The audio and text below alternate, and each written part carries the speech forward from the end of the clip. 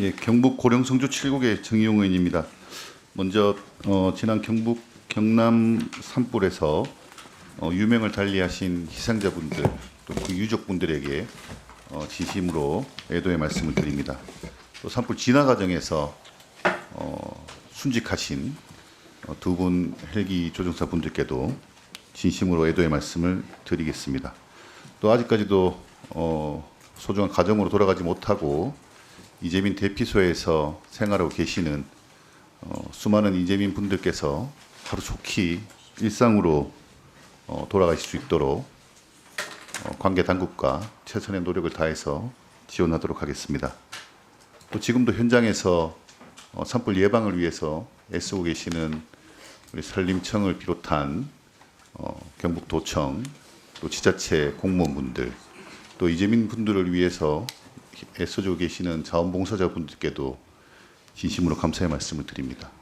또 산불 진화를 위해서 많은 노력을 해주신 임상섭 청장님을 비롯한 산림청 관계자분들, 또 우리 소방청 관계자분들, 지자체 공무원분들, 또 의용소방대분들, 산불 진화 대원분들에게도 진심으로 감사의 말씀 드리겠습니다.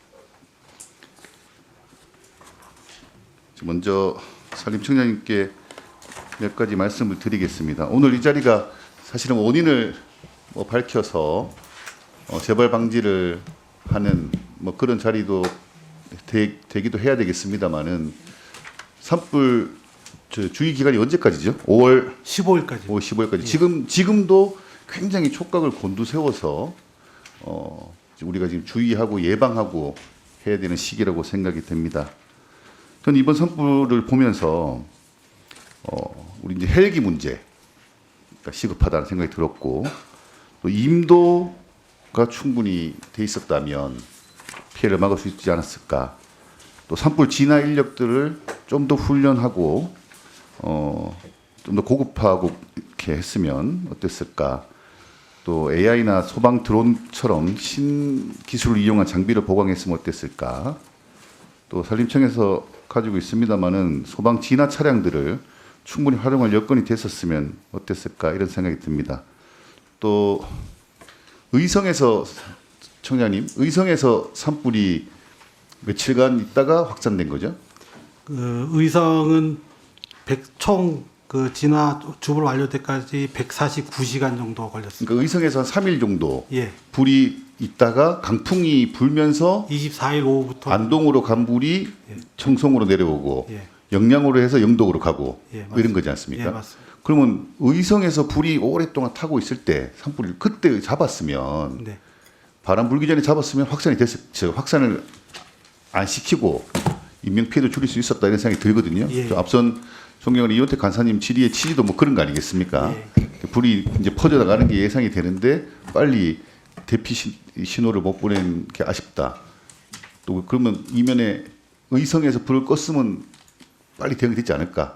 그러면 이제 산불 대응 체계에 대해서 좀 의구심을 가질 수 있지 않습니까? 산림청에서 청장님처럼 산불 진화 경험이 많으신 분께서 빨리 조치를 했으면 확산을 막을 수 있었을 텐데 이것 좀 체계를 좀 바꿔야 되지 않습니까? 물론 규모에 따라서 기초지자체장이 책임을 지고 또 확산이 되면 광역단체장, 그 다음 되면 산림청장님 이렇게 지휘권이 넘어가는 거지 않습니까? 그럼 이 대형 산불의 우려가 있는 지역의 경우에는 불이 나면 빠르게 산림청에서 이제 개입을 해서 책임을 가지고 진화할 수 있는 체계로 좀 개선이 필요하다고 보는데 어떻게 생각하십니까? 예. 그 산림청이 아무래도 산불 진화와 관련된 경험이나 노하우나 데이터가 많기 때문에 굉장히 이상적인 이제 방법이라고 말씀드리는데, 근데 한정된 진화 자원하고 인력을 가지고는 현재 그렇게 말씀하시는 것처럼 하려면 굉장히 좀 보강이 많이 돼야 된다고 생각됩니다. 의성 확산되는 걸 초기에 못 막았다는 이제 지적들을 많이 해주셨네요. 제가 상황을 좀 말씀드리면 22일 날 전국에 산불이 동시에 29건이 났습니다.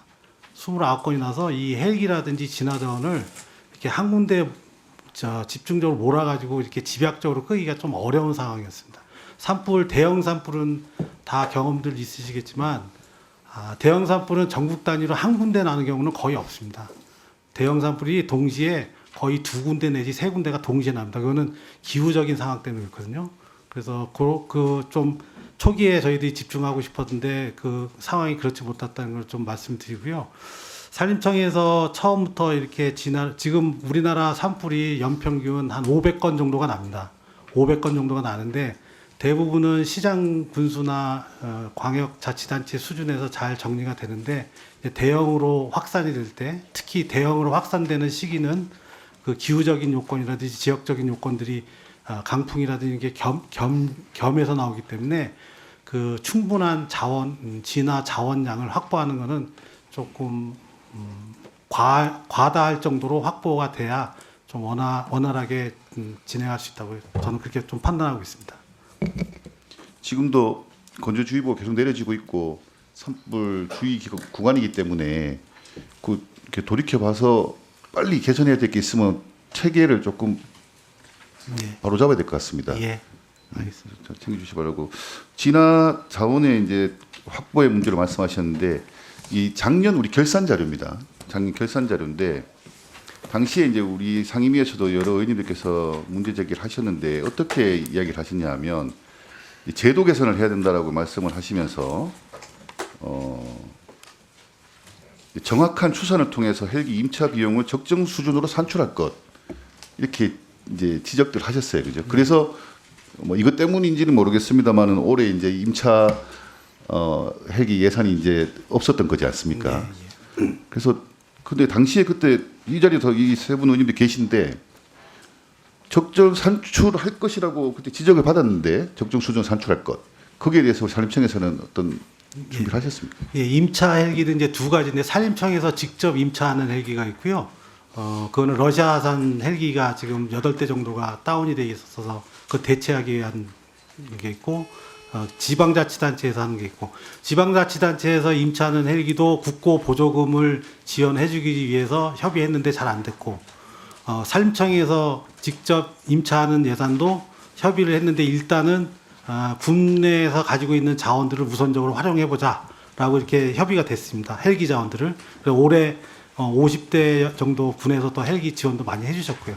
그래서 그때 이렇게 예산이 반영이 안 됐습니다. 이렇게 이제 당연히 이제 국가 예산이고 국민의 세금이기 때문에 우리가 소중하게 써야 되고 합니다만은 참 이 적절 수준으로 산출하라는 게 참 어렵습니다. 이게 산불이 예측할 수 없는 재난이기 때문에 그렇지만 우리 산림청에서는 국민의 생명과 재산을 지키고 보호한다는 취지에서 의원님들 지적 사항을 잘 받으셔가지고 좀 사실 과하다 싶을 정도로 산출을 하고 예. 그 이유를 설명을 하고 이렇게 해야 될 것 같습니다. 그죠? 예, 그럼 헬기가 없다는 게 너무 안타까웠지 않습니까?